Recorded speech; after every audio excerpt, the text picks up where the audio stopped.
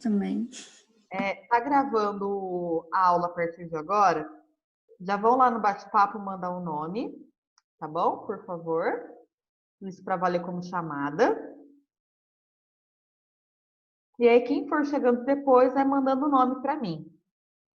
Tá? Eu tô olhando aqui no WhatsApp, eu acho que ninguém tá com dificuldade de entrar. Só já tinha escrito lá, né? Vai mandando o nome para mim no bate-papo, por gentileza.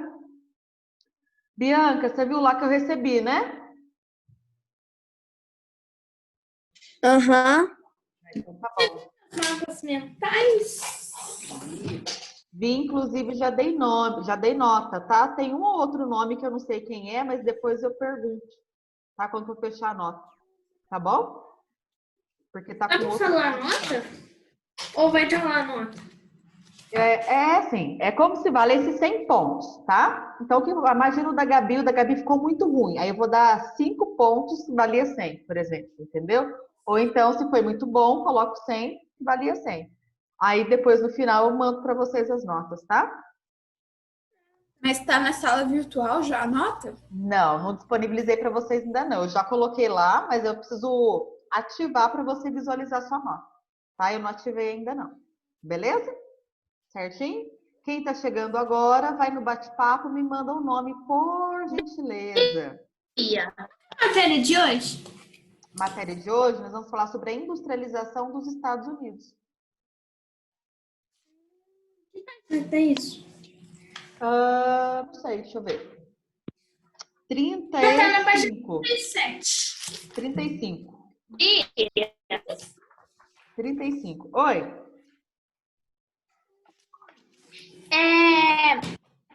Eu fui aquela que mandou o mapa do quebra-cabeça. Deu para enxergar? Deu sim. Fica tranquilo. Ai, graças a Deus. Tá bom? Pessoal, eu vou começar. Se algum aluno tiver alguma dúvida, quiser comentar alguma coisa daquilo que eu vou explicar, pode ativar o seu microfone, pergunta, conversa comigo, tá bom? Então, sempre que houver dúvida, você vem e conversa comigo sobre o conteúdo que eu estiver explicando, tá? Ó, a gente viu até a nossa última aula que os Estados Unidos são um país que conseguiram se destacar na economia do mundo, é um país que mais influencia a política do mundo, a cultura, né? A gente viu que mesmo quando os Estados Unidos passaram por crise, seja de 29 ou a de 2008, ele criou políticas que permitiram os Estados Unidos crescer rapidamente, mesmo tendo enfrentado aqueles períodos de crise, né? Mas a gente vai ver como é que os Estados Unidos começaram a se industrializar. Porque hoje os Estados Unidos, ele só perde em quantidade de produtos industrializados para a China, certo? Não sei. Tem gente me perguntando. Todo mundo está conseguindo me ver e me ouvir? Tá conseguindo? Sim. Então, Ana, acho que foi só para você, eu acho. Deixa eu ver. Acho que sim. O pessoal tá me vendo e ouvindo. Tá? É porque agora, nessa época, todo mundo está usando a internet, né? Seja para ver televisão, para participar de aula. E aí acaba que a internet fica um pouquinho lenta. Então, pessoal, eu estava dizendo para vocês que a gente precisa ver como é que os Estados Unidos se industrializou, né? Em quantidade de produtos industrializados, os Estados Unidos só não produz mais que a China, porque o resto, os Estados Unidos ele vai se destacar como uma potência industrial porque ele tem a indústria mais moderna do mundo, tá? Então vamos ver como é que começou essa industrialização, como que ela se desenvolveu, aonde que ela começou, para onde que ela foi, que jeito que é, se em todo lugar eu tenho o mesmo tipo de indústria e assim por diante, tá? Então vamos observar essa imagem seguinte. Aqui, ó, quando a gente vai falar de industrialização, eu vou falar do século XVIII, tá? Lá nos Estados Unidos. Um período em que lá na Inglaterra já tinha começado a primeira revolução industrial. Lembra disso? E aqui no finalzinho do século XVIII, depois que a Inglaterra já tinha se industrializado, os Estados Unidos começaram a se industrializar, ok? E aí, aonde é que os Estados Unidos começou a se industrializar? Tá vendo essa regiãozinha aqui que eu tô passando o mouse, ó? Essa área? Essa área é chamada de Grandes Lagos, tá? Então, entre os Grandes Lagos e o Oceano Atlântico, nesse pedaço aqui, é que as indústrias se concentraram, é onde que começou e se concentrou a produção industrial dos Estados Unidos, certo? Nesse período, no final do século XVIII, Ô, né? Bia, Oi? a Ana mandou falar que tá travando o dela muito, não sei o que Deve aconteceu. ser a internet, É só tá? internet. A Duda acabou de falar a mesma coisa aqui, ó, que eu tô vendo. Deve ser a internet delas que tá ruim, tá? Para vocês tá funcionando normal, né? Pra mim tá Pede, normal. pede para elas, por gentileza, para sair, fechar e tentar de novo, tá? Porque todo mundo conseguiu entrar, deve ser a internet A Duda delas. falou que já tentou isso e não deu certo. Ah, então deve ser a internet dela que tá ruim. Então ela vai ter que ficar tentando, tá? Tentando várias vezes. Pede para a Duda tentar pelo celular, que aí às vezes o celular consegue captar mais na internet. Tá? Posso continuar aqui? Sim? Posso continuar, turma? Pode, por mim, pode. Então, ó, voltando. Então, entre os Grandes Lagos e o Oceano Atlântico é onde se concentrou as primeiras indústrias aqui dos Estados Unidos, certo? Isso no final do século XVIII. E aí, as primeiras indústrias a se instalarem eram indústrias têxteis. O que é uma indústria têxtil? Que produz tecido. E aí, os usos são mais variáveis, desde roupa até lona de caminhão e assim por diante, né? Então, o tecido Lona de caminhão é tecido. é de tecido, tá? Então, a gente observa que as primeiras indústrias que ficaram situadas aqui eram as indústrias têxteis, certo? Só que, quando vira o século XIX, as indústrias que estavam nessa região, chamada região Nordeste, começam a vir para a região mais ao sul dos Estados Unidos, tá? O que essas indústrias vieram para cá atraídas? Atrás do quê? Essas indústrias têxteis vieram para o sul em busca de mercado consumidor. Por que mercado consumidor? Porque no século XIX já não tinha mais escravidão aqui no sul. E aí aquela população negra, ela fica livre, ela trabalha em troca de um salário. Então essas pessoas que têm um salário vão poder consumir. Então as indústrias têxteis que estavam aqui começam a criar filiais e vir também para a porção mais ao sul, certo? Em busca, então, desse mercado consumidor. Só que na porção sul, também tinha uma grande quantidade de imigrantes que se situaram aqui e queriam trabalhar, precisavam trabalhar, que agora elas estavam competindo os postos de trabalho com a população negra, que antes ficavam apenas naquelas grandes fazendas. E aí, essa grande quantidade de pessoas, seja de negros ou de brancos, vão acabar sendo uma grande quantidade de pessoas disputando poucas vagas nas indústrias.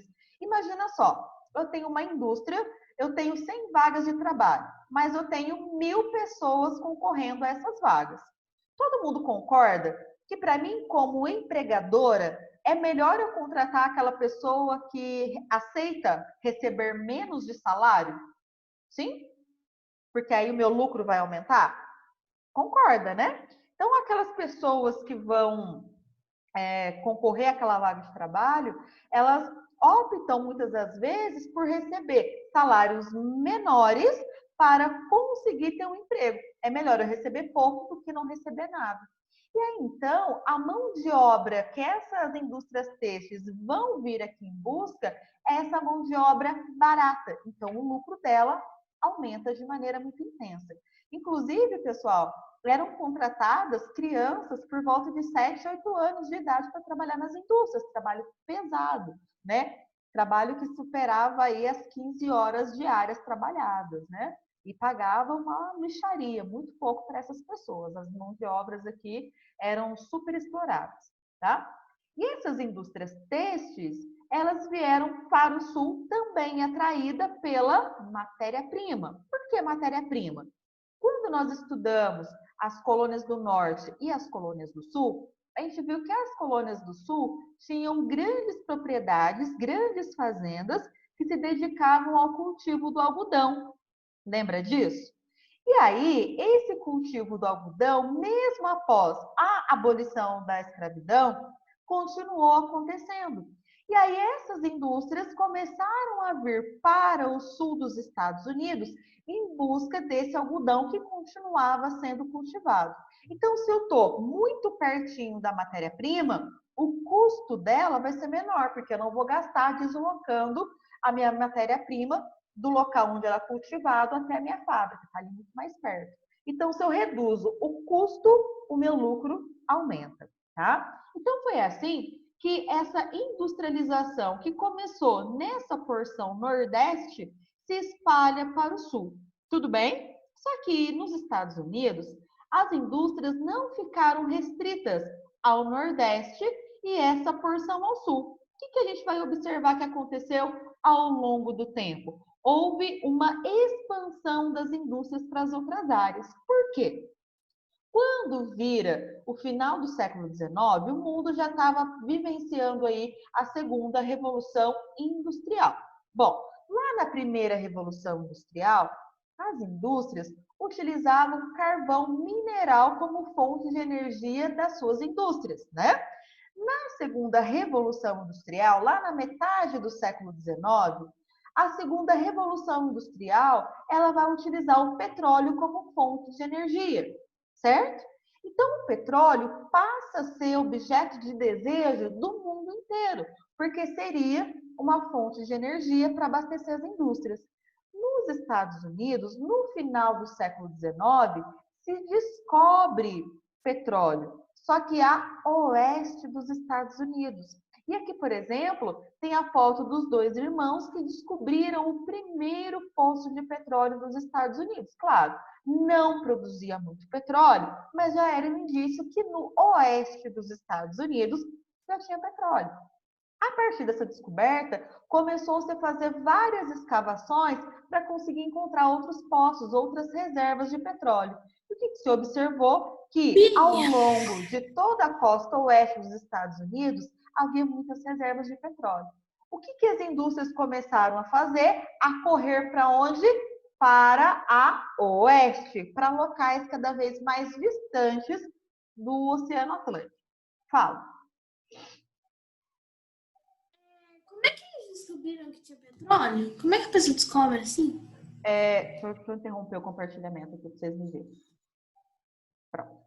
É o seguinte, o petróleo, quando a gente fala dele, todo mundo pensa que é algo que nós, seres humanos, começamos a usar depois que o carro foi inventado, né? Depois que a segunda revolução industrial começou a utilizar como fonte de energia nas indústrias.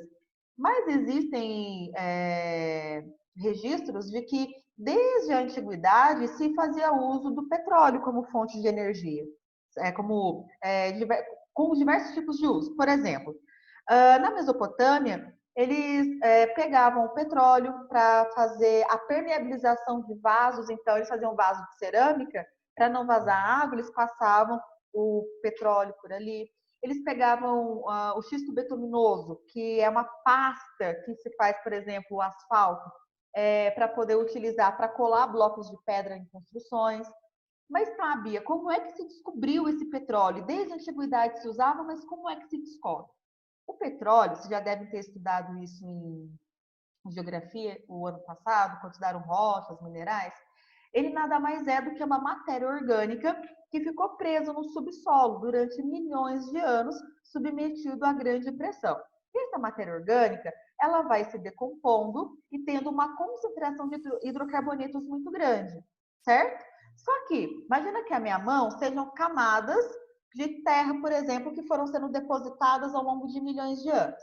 Imagina que aqui, ó, onde eu vou colocar, por exemplo, o pincel. Imagina que aqui, assim, ó, é onde ficou uma grande quantidade de matéria orgânica que deu origem a um poço de petróleo, tá? Então, se aqui é a nossa superfície, esse poço de petróleo está bem próximo à superfície, certo? Em outros casos, ele pode estar muito profundo. Os casos que a gente tem lá na antiguidade, que se descobriu o uso do petróleo, eram esses poços que estavam muito próximos. Então, às vezes, por exemplo, pode ser que, no caso dos egípcios, os mesopotâmios, que faziam canais para fazer irrigação, na hora que eles estavam escavando, descobriu aquele óleo muito viscoso, muito grosso, que é o petróleo, e começaram a fazer uso dele, tá? Só que, na maioria dos casos, as reservas de petróleo estão em grandes profundidades, tá? É por isso que a gente vê aquelas grandes operações para conseguir extrair petróleo lá do fundo, tá? No caso daquela primeira descoberta lá dos Estados Unidos, a gente viu que o petróleo ele foi descoberto a apenas 21 metros de profundidade. Isso significa para a gente uma profundidade muito pequena, né? Comparado a toda a extensão da nossa crosta terrestre. Certo? Deu para entender mais ou menos? Sim. Deu? Então, deixa eu voltar aqui a compartilhar. Certo? Então, pessoal... Ô, Bia, Oi. foi por isso que eles foram expandindo o território para o oeste? Para Isso, pegar petróleo? exatamente. Isso. Tá? E aí... Bia, Oi. você A sabe o que ocupação, né, dele? aconteceu no mar lá do Nordeste? Hoje? Não sei. No que deu? Porque pararam de falar, né? Daquele vazamento de Aquele petróleo. vazamento, né? O que se sabe é que foi um navio petroleiro que teve o vazamento em alto mar, tá? Se não me engano, dos Estados Unidos, esse navio petroleiro. Mas aí eu não sei se a empresa foi punida, o que foi, né? Não sei mais. Foi cessado esse vazamento, conseguiram interromper a chegada do óleo ao litoral, mas não sei que fim teve, se foi penalizada, se não foi, tá? Tá, obrigada. Por nada. Então, pessoal, essa descoberta de petróleo lá a oeste dos Estados Unidos, né, fez com que muitas indústrias, durante a segunda Revolução Industrial, migrassem para essa região. Então, se antes eu tinha indústria nessa porção nordeste e nessa porção ao sul, as indústrias começaram a migrar para a oeste, para locais cada vez mais distantes da costa atlântica dos Estados Unidos. Perfeito? E aí, algumas coisas auxiliaram os Estados Unidos a conseguir expandir as suas indústrias para locais cada vez mais distantes, né? Então, o governo dos Estados Unidos, desde o final do século XVIII, fez uma grande quantidade de investimentos junto com a iniciativa privada para criar infraestrutura de transporte. Porque imagina só, imagina que vou construir uma fábrica, tá? Só que essa fábrica, eu não tenho como receber a matéria-prima. Vai adiantar alguma coisa eu ter montado uma fábrica, sendo que não tem rua, não tem rodovia, não tem ferrovia, não tem nada que vai trazer a matéria-prima até a indústria? Não tem jeito, né? Então, tanto o governo quanto os donos das indústrias fizeram investimentos milionários para que houvesse uma rede de transportes muito bem desenvolvida nos Estados Unidos. Principalmente o quê? Principalmente portos esses instalados no litoral para receber e para escoar mercadorias, certo? Para mandar para outros locais. Atualmente, né, agora no século XX, nós temos modernos aeroportos gigantescos e também, que é o foco dos Estados Unidos, a construção de ferrovias. As ferrovias, pessoal, é um meio de transporte, é a forma de se deslocar pessoas e mercadorias a longas distâncias com um custo muito pequeno. Então, quando a gente pensa em países grandes como o Brasil, como Estados Unidos, próprio Canadá, aqui eu coloquei China e Rússia também, né? É a melhor forma das pessoas se deslocarem. Por quê? O custo da manutenção da ferrovia é muito pequena, cada vagão transporta muito mais mercadoria do que, por exemplo, um caminhão e assim por diante. Então, o que ajudou os Estados Unidos a conseguir espalhar as indústrias por todo o seu território foi implantar uma moderna infraestrutura de transportes com ênfase nas ferrovias. E aqui eu coloquei um comparativo para a gente fazer da malha ferroviária de 4 países, tá? Estados Unidos, Rússia, China e Brasil, tá? Então, o que a gente tem aqui? Cada linha dessa é a quantidade de ferrovias que as indústrias, que os países vão ter, tá? Então, olha só o quanto de ferrovia que o Brasil tem. Olha a China, olha a Rússia, olha os Estados Unidos. Desses 4 grandes países, os Estados Unidos é aquele que tem a maior rede ferroviária, tá? E nos Estados Tem Unidos, ferrovia bom? ter ferrovia é excelente, porque, como eu disse antes, carrega uma quantidade muito grande em um custo muito pequeno, tá? Então, quando eu preciso transportar pessoas ou mercadorias a longas distâncias, as ferrovias são as mais indicadas, certo? E aí, eu queria perguntar para vocês se o Brasil, de acordo com aquele mapa que eu mostrei para vocês, tem muitas ou poucas ferrovias? Poucas, eu acho. Poucas. Poucas, pouquíssimas. Mas não tinha? Hã? Tinha mais antigamente. Tinha um pouco mais. Mas só que o que o Brasil fez? Deixou de investir nas ferrovias para investir em Caminhão? rodovias. Que nada mais é do que as nossas, o nosso asfalto, né? Que é a forma de se transportar pessoas e mercadorias mais cara que a gente tem. Tá? É menos viável. E ainda é ruim. Só perde para transportar por avião, tá? É o segundo mais caro. Primeiro o avião, segundo ferrovia. O que o Brasil rodovia? E o que o Brasil privilegiou? As rodovias. Pois é. E para piorar, o Brasil tem 4 tipos de bitolas. Olha só, você sabe o que é bitola? Não. Ô, Bia? Não. Sabe o que é bitola, Denis? Não. Sabe o que é, José Elias? Uma bitola? Você já viu a bitola? Todo mundo sabe. O que será que é isso? Ô, Bia, em que ano que eles trocaram de ferrovia para A rodovia? partir de 50, né? 1950, com o governo do JK. Ah, tá. Tá? Pessoal, o que é bitola? Bitola é a largura do trilho. Sabe o trilho onde o trem vai passar? Então, dependendo do que você tem como objetivo, se o trem vai transportar pessoas, mercadorias ou as duas coisas, você escolhe uma largura de bitola, porque o trem vai ser maior ou menor. Porque, por exemplo, eu vou só transportar pessoas. Então, uma bitola do trem pode ser menorzinha, que o trem vai ser mais leve, não vai carregar tanto peso. Agora, se eu vou transportar mercadorias, que vai ser muito pesado, eu vou privilegiar uma bitola maior, certo? Tudo bem? Então, existem 4 tipos de bitola. Dentro dos Estados Unidos, o que a gente percebe ao observar as suas ferrovias? Que de oeste a leste, de norte a sul, você encontra apenas um tipo de bitola, que são as bitolas grandes. Essas bitolas grandes, elas vão ter a capacidade de receber trens que são muito grandes. Não carrega pessoas? Só que esses trens, eles podem ser utilizados tanto para transportar mercadorias, mas também são adequados para transportar passageiros, ok?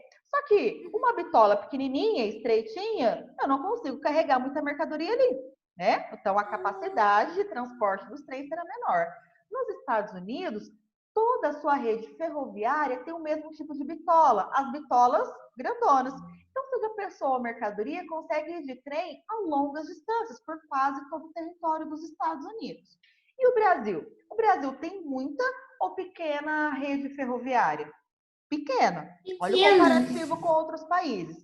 E, para piorar, essas ferrovias que o Brasil tem são de 3 tipos de bitolas. Olha só. Pequena. Então, imagina.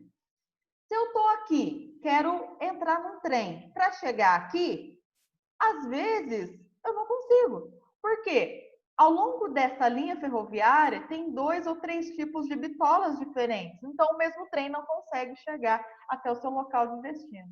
Então, é muito triste isso, né? Então, quando lá nos Então, elas são, tipo, inutilizadas. Não dá para usar? Pouquíssimo utilizadas, né? Que nem, por exemplo, essas 2 principais aqui, Uma sai de Belo Horizonte e chega até o Porto de Santos para transportar pessoas.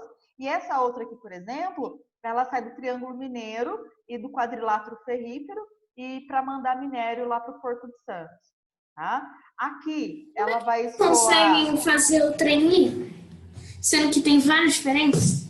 Não, aqui foi só um exemplo, mas aqui é uma só, tá? Uma bitola só. Foi só um exemplo que eu dei, tá? Então, os nossos trens, ali, eles não conseguem circular a nível nacional, né? Então, por exemplo, essa ferrovia não é conectada com essa, tá? E eu não consigo sair daqui e vir para cá, porque aqui não tem nenhum tipo de ferrovia. Então, o Brasil, ele precisa, se ele quiser, né, buscar uma forma mais barata e eficiente de transportamento de mercadorias, optar pela modernização e ampliação da sua rede ferroviária. Nos Estados Ô, Bia, Unidos, a rede ferroviária foi a principal infraestrutura criada. Foi a única? Claro que não. Nos Estados Unidos, nós temos também rodovias, mas não é a principal fonte de transporte de mercadorias, de matéria-prima, tudo bem? Temos, mas não é a principal. A principal são as ferrovias, ok? Oi, Denis. ô, Acho Bia, que queria o perguntar. que é Oi. aquele negócio que você tava falando lá? É bitola, alguma coisa assim que eu não entendi? O que é bitola, Denis? Você já viu uma bitola, Denis? Eu não entendi o que Tá é até com isso. medo de falar, né, que já viu. A bitola é a largura do trem, do trilho do trem. Então, por exemplo, geralmente o trilho são duas linhas de ferro e no meio tem aqueles pedacinhos de madeira, não é? É aquele pedacinho de madeira que vai determinar a largura do trilho do trem, certo? Isso daqui, aquele conjunto daquelas madeirinhas que vão no meio com aqueles dois ferros ali, chama-se bitola. E eu tenho 4 tipos de bitola. As menores, as mais estreitinhas, são para trens, para transportar coisas leves, principalmente vai transportar só pessoas. E à medida em que eu vou aumentando a bitola, eu vou tendo trens maiores com maior capacidade de transportar mercadorias ou matéria-prima e assim por diante, certo? Se você tem um tipo só de bitola em toda a sua rede ferroviária, os trens eles podem deslocar de um local para o outro sem dificuldade. Sem contar que um trem grande, ele pode transportar tanto mercadorias quanto pessoas. Agora, um trem com uma bitola pequena, ele vai conseguir transportar só cargas leves. Então, vai transportar pessoas e pouquíssima mercadoria, certo? Então, qual que é a maior vantagem? Eu criar as ferrovias com as bitolas pequenas ou com as bitolas maiores? As maiores, né? E aí os Estados Unidos optaram por isso, por padronizar essas bitolas ao longo de todo o seu território. E aí toda essa rede ferroviária que os Estados Unidos têm, tem uma malha ferroviária padronizada. Então você consegue deslocar quase que o território todo através de ferrovias. No caso do Brasil, a gente já tem uma pequena rede ferroviária. Se não bastasse, dos 4 tipos de bitola que eu tenho, o Brasil optou por ter 3. Então, as nossas linhas ferroviárias, elas não conseguem se comunicar, porque elas vão acabar sendo de espessuras diferentes. Entendeu? Certo? Então, para os Estados Unidos, esse grande investimento, né, nas ferrovias permitiu que as indústrias deixassem de ficar apenas aqui na região Nordeste, viesse para o Sul e também se expandisse para o Oeste. Perfeito? E aí é o seguinte, a gente vai observar que dentro de todo o território dos Estados Unidos, 2 áreas vão se destacar por serem as principais áreas industriais dos Estados Unidos, tá? Essas áreas a gente chama de belts, tá? Que são regiões. A gente está falando o que nessa aula? De regiões industriais, não é? Então, eu tenho 2 regiões industriais nos Estados Unidos. Essa daqui, aqui está os Grandes Lagos, aqui está o Oceano Atlântico. Não foi aqui onde começou a indústria dos Estados Unidos? Essa área aqui entre os Grandes Lagos e o Oceano Atlântico chama-se Manufacturing Belt, já que eu vou explicar o que significa isso. Essa porção mais ao sul, que vai até o oeste, é uma outra área industrial chamada de Sun Belt, tá? Então, os Estados Unidos têm 2 grandes regiões industriais, tá? Ou seja, São duas áreas onde concentram mais indústrias. Então, lá no Nordeste, a gente tem o Manufacturing Belt, onde começaram as primeiras indústrias, e na porção Sul e Oeste, chamada de Sun Belt, tá? Que é uma região que se industrializou depois. Tudo bem? Então, regiões industriais são os locais onde tem as principais áreas industriais. Não quer dizer que aqui não tem indústria, claro que tem, mas as áreas que mais concentram são essas, a Manufacturing Belt e a Sun Belt. Tudo bem? Certo? Vamos falar um pouquinho sobre essa área lá no Nordeste, chamada de Manufacturing Belt, tá? Então, Oi. Que esses lugares de baixo, assim, ó, que estão na parte de baixo dos Estados Unidos aí, todos são Sunbelt, mesmo estando separados. Tá, eu vou explicar daqui a pouco, tá? O que é. Quando eu for explicar, eu vou falar sobre o Manufacturing Belt agora. Quando eu for falar do Sunbelt, você vai entender, porque são áreas que não são juntinhas, tá? Porque, por exemplo, você olha o Manufacturing Belt, é uma área contínua. Aqui não, né? Aqui é uma área, aqui é outra área, aqui é outra área, e juntas todas formam o Sunbelt, tá? Quando eu chegar a explicar de Sunbelt, você vai entender, tá? Talvez seja na próxima aula. Bom, o Manufacturing Belt, então, é essa região aqui entre os grandes lagos do Oceano Atlântico, certo? E ela vai corresponder à região de industrialização mais antiga dos Estados Unidos. Por que mais antiga? Porque foi aqui que as indústrias começaram a se instalar. As primeiras indústrias foram as têxteis, né? As que produziam tecido. Só que depois, elas começaram a ser substituídas. Quais que começaram a ganhar destaque? A indústria siderúrgica e a indústria automobilística. Bia, o que é uma indústria siderúrgica? Indústria siderúrgica é aquela indústria que vai pegar um tipo de minério, por exemplo, ferro, e vai transformar ele em alguma coisa para outra indústria utilizar. Seja uma chapa de ferro, uma peça de algum produto, assim por diante. Então, ela pega o ferro, transforma, por exemplo, numa chapa que vai dar origem a um fogão, por exemplo. Tá? Então, isso que ela faz. Ela basicamente derrete e modela aquele metal que foi fundido, tá?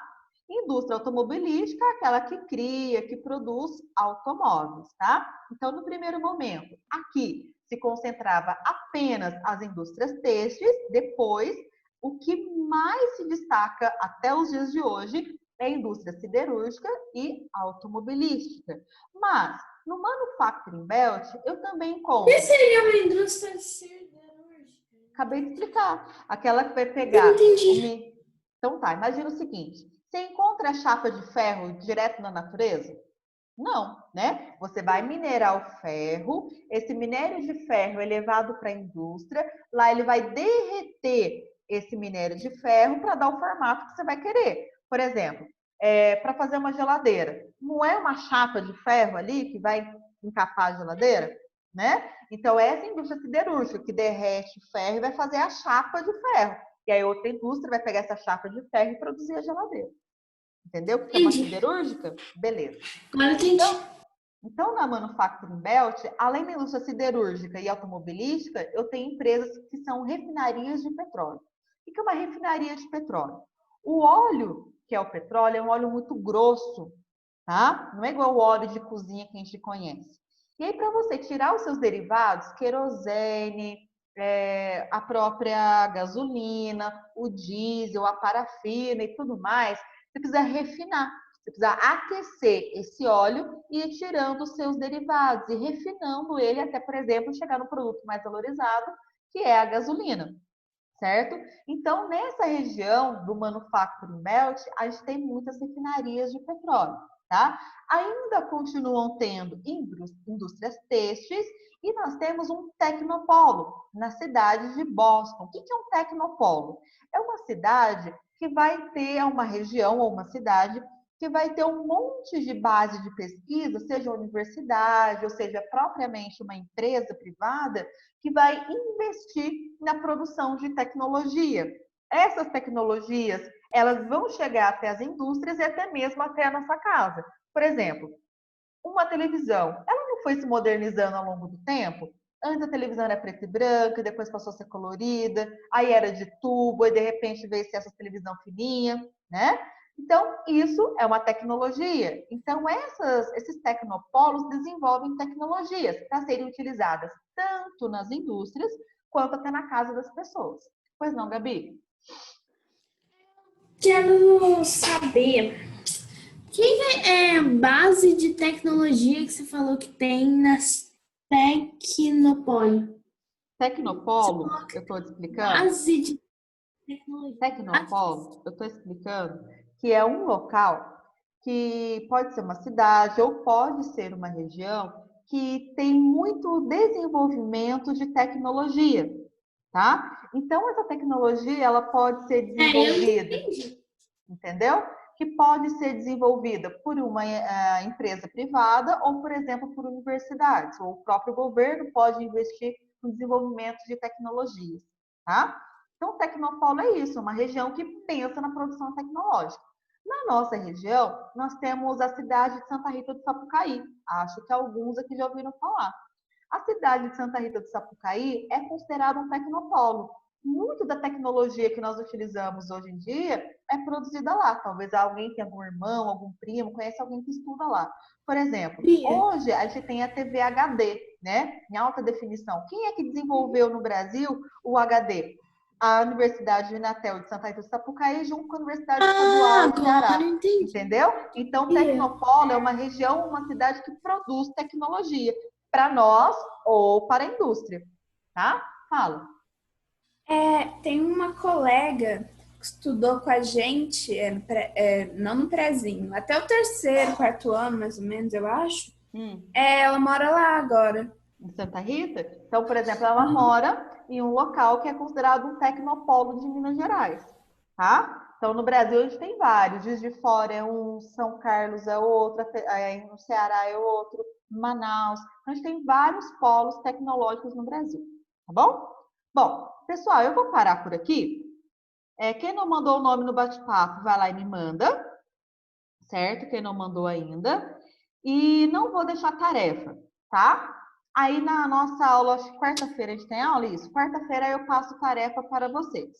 Tudo bem? Certinho? Tchau, Bia. Pessoal, fiquem com Deus. Tchau, Bia. Até quarta-feira. Tchau. Tchauzinho. Fiquem com Deus. Tô morrendo de saudade. Vamos lá Tchau. almoçar, né? Vou terminar de beber o meu iogurte e vou lá fazer meu almoço. Tá bom? Fica com Deus. Tchauzinho. Tchau. Bia. Tchau, gente. Tchau. Beijos, beijos. Quem não vou fechar agora não. Quem não mandou o nome, vai lá no bate-papo e manda. Beijos. Tchau, Miguel.